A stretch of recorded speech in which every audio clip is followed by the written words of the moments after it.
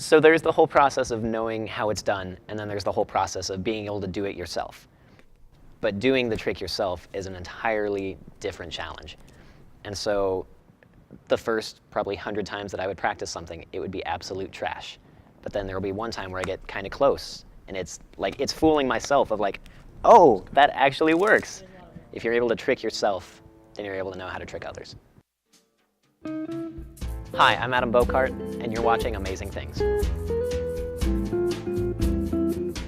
I got interested in magic about 13 years ago, watching Penn and Teller on TV.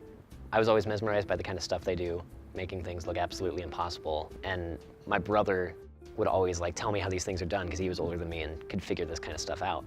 The actual celebrity magicians, and then my brother kind of helped me get into it, and I just never stopped. When I originally started doing magic, it was mostly to keep my hands nimble because I was in piano lessons and was struggling with it. So that was just kind of something I did on the side just to entertain myself. And then I got to college and I joined Phi Mu Alpha fraternity. And we just had a game night, and it turned into me performing for 10 of my brothers. And they were like, "You're actually really good. You need to audition for the homecoming variety show." I was like, "Oh, no way, not a chance. When is it?" In the bottom right corner of the box there, do you see I've practiced for 13 years. I didn't start performing until about 2 years ago. My first performance was the homecoming variety show in front of 700 of my peers. I realized, okay, I'm actually kind of good at this. I kind of enjoy this. So I started doing more charity shows and fundraising shows.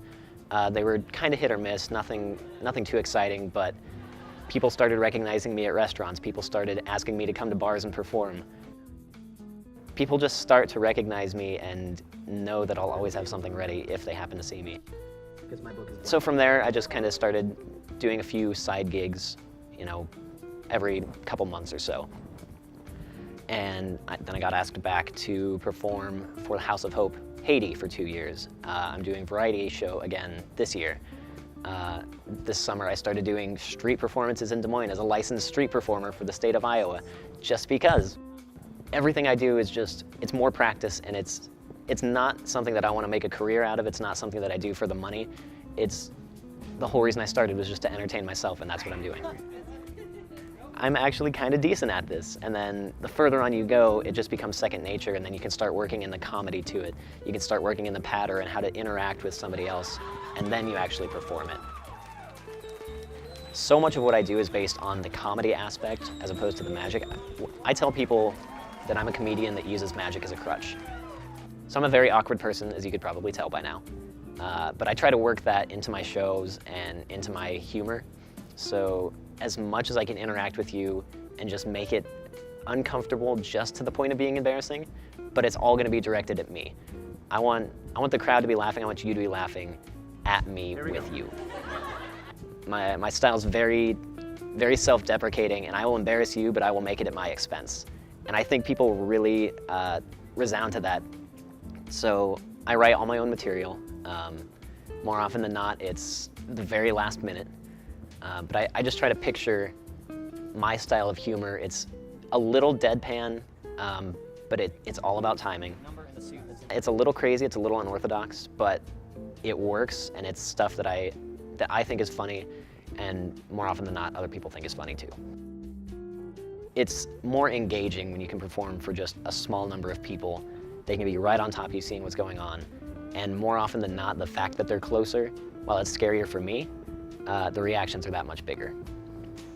About 9 years ago, I was diagnosed with severe social anxiety, and I have since learned that I use magic to help with that. It gives me a reason to talk to people, it gives me grounds that I know a lot about, and it helps me interact with people in a way that's not so scary to me.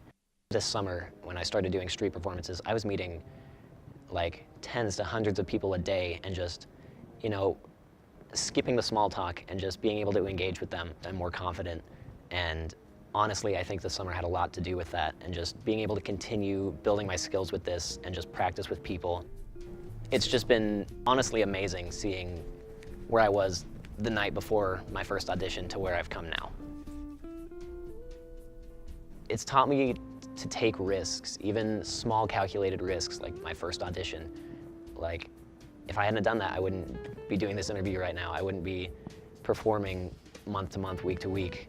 I wouldn't be as confident as I am now. I've taken more little risks since then, and like the benefits are just so astounding to me looking back from where I was to the months prior to that first audition. It's honestly life-changing.